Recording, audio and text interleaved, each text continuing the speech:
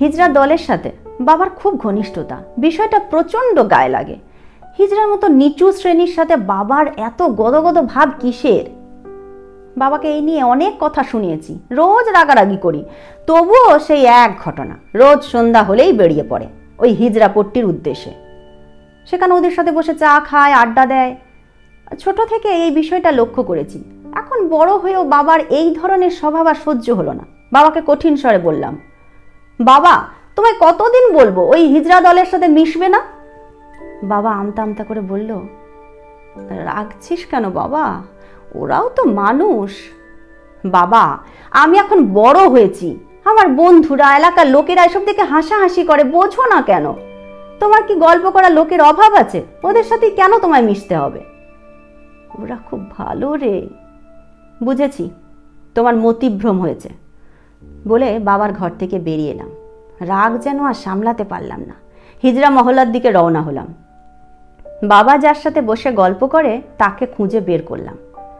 আপনি আমার বাবার সাথে আর গল্প গুজব করবেন না। বাবা আসলেও আপনি তাড়িয়ে দেবেন, বুঝতে পেরেছেন? হিজড়ার চোখে জল। আমার গালে হাত রেখে বলল, তুমি এসেছো, খুব খুশি হয়েছি, বসো ভাই, চা খাবে? যদিও আমাদের হাতের খাবার সবাই খায় না। কি আজব, গালে হাত দিচ্ছেন কেন? আমার মাথা কিন্তু গরম, যা বললাম তা শুনবেন, নইলে ঝামেলা হবে। বাবাকে এখানে আসতে দেবেন না। হিজড়ার চোখে মুখে বেদনার ছাপ স্পষ্ট ফুটে উঠল। আর কথা বাড়ালাম না, বাড়িতে চলে আসলাম। কিছুদিন বন্ধ ছিল, তারপর বাবা আবারও ওদের কাছে যাওয়া শুরু করলো। এরপরেও কি মাথা ঠিক থাকে? বাবাকে তো কিছু বলতে পারি না। বন্ধুদের নিয়ে গেলাম মহল্লায়। যার সাথে বাবার এত খাতির, তাকে দেখে আর ঠিক থাকতে পারলাম না। কষে একটা চড় মারলাম। তাল সামলাতে না পেরে সে পড়ে গেল কংক্রিটের রাস্তায়। গাল ছিলে গিয়ে রক্তারক্তি কাণ্ড। আসার সময় শুধু বললাম, এটা ডেমো দেখালাম, তোরা তো ভালো কথা বুঝতে চাস না। এই ঘটনার বিকেলে সন্ধ্যায় লক্ষ্য করলাম বাবা কাঁদছে। বাবার কান্না দেখে আমার বুকটা হু হু করে উঠল। বাবাকে আমি অত্যন্ত সমীহ করি। কাছে গিয়ে বললাম, বাবা তুমি কাঁদছো কেন? আমার বড় সন্তানটা খুব কষ্ট পাচ্ছে রে। বাবার মুখে এই কথা শুনে আমার চারপাশটা কেঁপে উঠল। বললাম, বড় সন্তান মানে? তোমার একমাত্র সন্তান তো আমি। বাবা চোখের জল মুছে বলল, হিজড়া পল্লীতে যার সাথে বসে গল্প করি, ও তোমার বড় বোন। জন্মের পর ওর অস্বাভাবিকতা দেখে হিজড়া মহল্লায় দিয়েছিলাম। তুমি কষ্ট পাবে ভেবে জানাইনি। ওর পরিচয় কেউ জানে না। আমি তো বাবা, কি করে ওকে দূরে সরিয়ে দিই? সন্ধ্যায় কিছুক্ষণ গল্পগুজব করে আসি, এতেই ওর সুখ। প্রতিদিন তোমার কথা জিজ্ঞেস করে।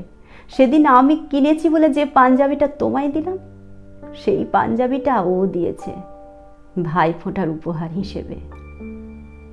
বাবার কথায় আমার দম আটকে যাওয়ার মতো অবস্থা হলো। বাবা বলল, কারা যেন ওকে মেরেছে, দেখে এলাম। মেয়েটা আমার ব্যথায় ছটফট করছে। কে মেরেছে বলেনি তোমায়? না, বারবার বলছিল রাস্তায় পড়ে গেছে। একজন এসে আড়ালে ডেকে নিয়ে বলল, কারা যেন বিকেলে এসে ওকে মেরেছে। ওর সাথে কার এত শত্রুতা? মুখ ফুলে গেছে, রক্তে মাখামাখি। বাবা হয়ে আমি কিচ্ছু করতে পারছি না। আমার বাঁচার আর বিন্দু মাত্র ইচ্ছে নেই। আমি বাকরুদ্ধ। এই পাপের প্রায়শ্চিত্ত কি করে করব? ওই রাত্রেই ডাক্তারকে সাথে নিয়ে মহল্লার কাছে আসতেই ডাক্তার বলল, এদিকে কোথায় যাচ্ছেন? আমার বোন ভেতরে আছে। হিজড়া? ওকে হিজড়া বলবেন না, ও আমার বোন। ধুর, মাথা খারাপ নাকি আপনার? হিজড়া চিকিৎসা করতে ডেকেছেন? করব না চিকিৎসা। ব্যান্ডেজ, ওষুধ যা যা লাগে আমায় দিন, আমি নিজেই ওর চিকিৎসা করব। ডাক্তার প্রয়োজনীয় সব আমার হাতে দিল। নিয়ে ঢুকলাম মহল্লায়। বোনের কাছে আসতেই আমার বুক হাহাকার করে উঠল। সযত্নে কেটে যাওয়া অংশ পরিষ্কার করলাম। ওষুধ লাগালাম, ব্যান্ডেজ করলাম। বোনের চোখে জল। জিজ্ঞেস করলাম, ব্যথা করছে? বোন হাউমাউ করে কাঁদতে কাঁদতে বলল, এই ব্যথা মনের, কখনো নিরাময় হবে না।